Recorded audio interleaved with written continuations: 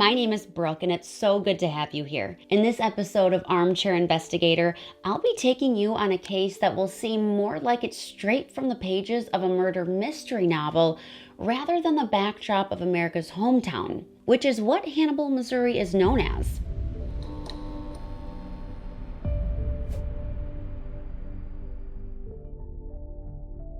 Christina Whittaker. Christina Whittaker. Christina Whittaker. What happened to Christina Whittaker? When a young mother goes missing in small town Hannibal, Missouri, nobody could have guessed that this case would puzzle onlookers for more than a decade. Now let me tell you, the conspiracies surrounding this case are vast and plentiful. Some say Christina isn't missing at all, that she simply skipped town and is living a new life.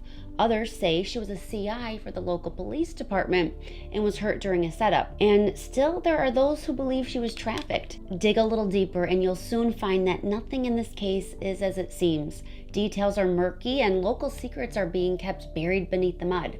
Let me be clear, nothing about this story is cut and dry. With all these theories and leads to explore, let's jump in. On November 13th, 2009, 21-year-old Christina Whittaker went out with friends to a local spot known as Rookie's Sports Bar. Her boyfriend at the time, Travis Blackwell, dropped her off there around 8:45 p.m. Now, she was only supposed to be gone for a few hours. Multiple eyewitnesses there that night claimed Christina became increasingly intoxicated and was starting fights with both staff and patrons. Around 11:45 p.m., she was asked to leave by bar personnel. Later that evening, she was seen at another bar called Sportsman's. The bartender working that night, who knew Christina and her family, claims Christina was on her phone arguing with a man.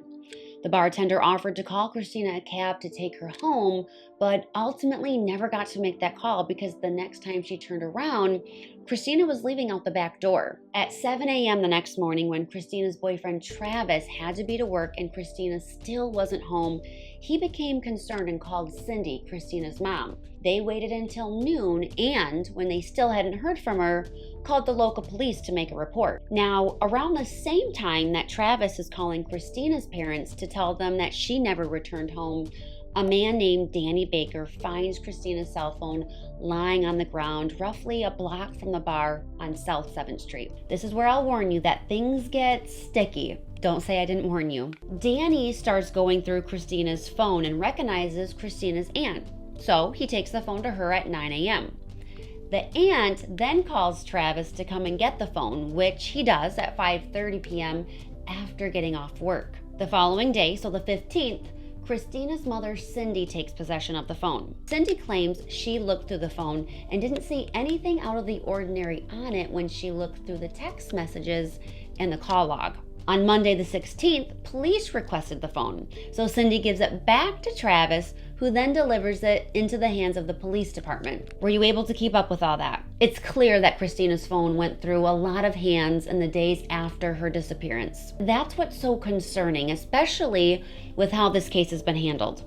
Is it possible that any number of the people who had access to Christina's phone went through it and deleted things off it? And did the police department even contact the cell phone carrier to request an official copy of the call logs and text messages? The night she went missing, there was also a hit and run reported in the same spot her cell phone was found. KHQA's Late News. Christina Whittaker was last seen in this area along Broadway and Hannibal. Christina's cell phone was found a few blocks from the bar. There was also a hit and run reported where her cell phone was found. Apparently, someone had hit a parked vehicle and just took off. This never seems to become a big focus of the investigation, and there aren't many details known or made public about the accident. Now, we can't deny that her phone allegedly being found in the same area as the hit and run doesn't raise a few eyebrows. Keep in mind that her cell phone was the only piece of physical evidence they had. Like many families do during the time police are conducting an investigation, Christina's family is doing what they can to get answers of their own.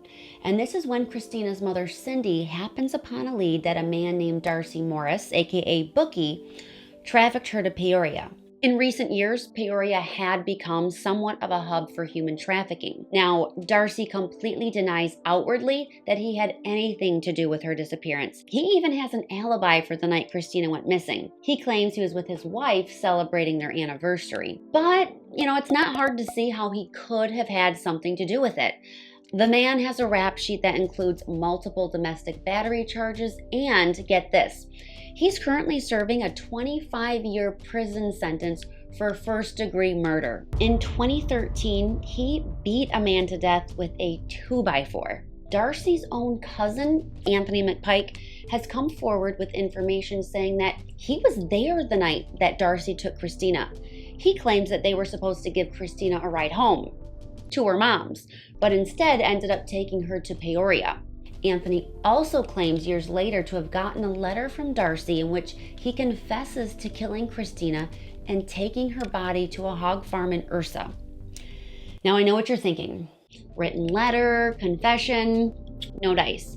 Unfortunately, Anthony said he got rid of the letter as a way to protect himself legally. And listen to this. Anthony claims that what was detailed in this letter was enough to make the hair on his arms stand up. Yeah. To add even more weight to the Darcy Morris theory, a few sources close to Christina's family say that Darcy and Christina had history. It's rumored that the two were in a relationship. Some claim that Christina may have been regularly buying drugs from him. A witness that was at Rookie's the night she disappeared, remember that's the bar she got kicked out of, recalls seeing Christina playing pool with 3 to 4 men.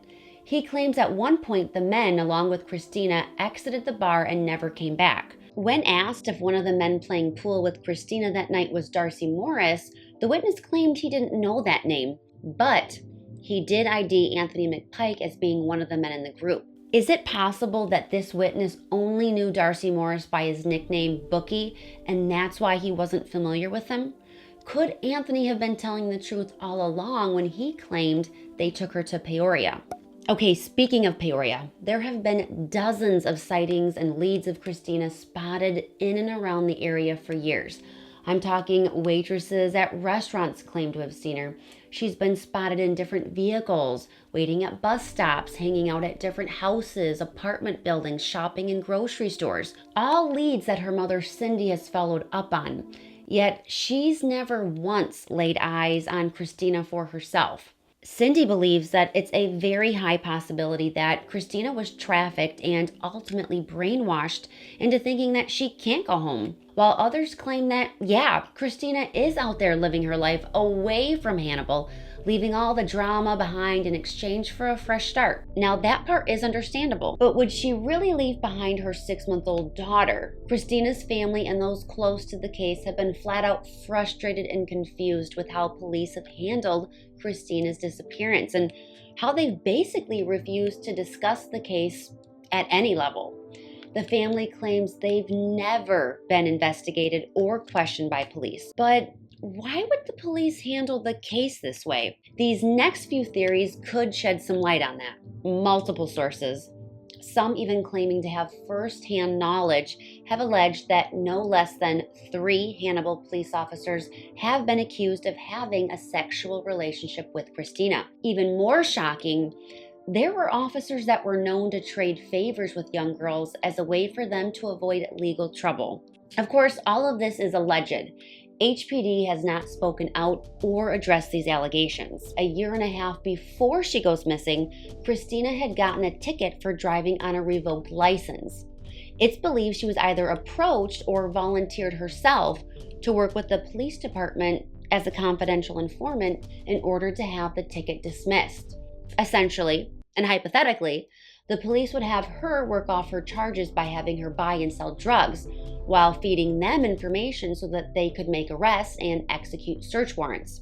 If drug dealers found out she was doing this, it definitely would have put her in danger. A friend who had gone out with her the night she disappeared claims that Christina had over 100 pills on her just hours before she went missing. What's even more fascinating is that her probation records indicate that she was listed as a CI, but HPD denies that she was ever a CI for them.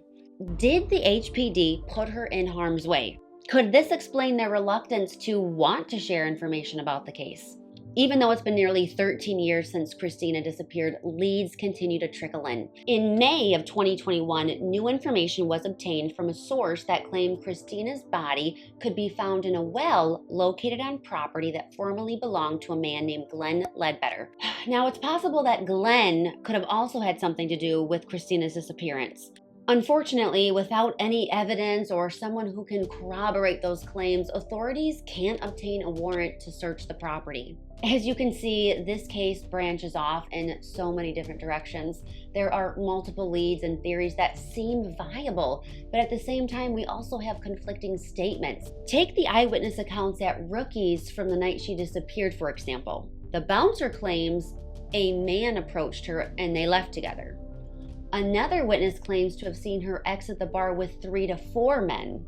It's easy to see why people are so frustrated. I want to know your thoughts about the case. What do you think happened? Let's have a conversation about it in the comments. If you liked today's investigation, be sure to give this video a thumbs up and subscribe to the channel.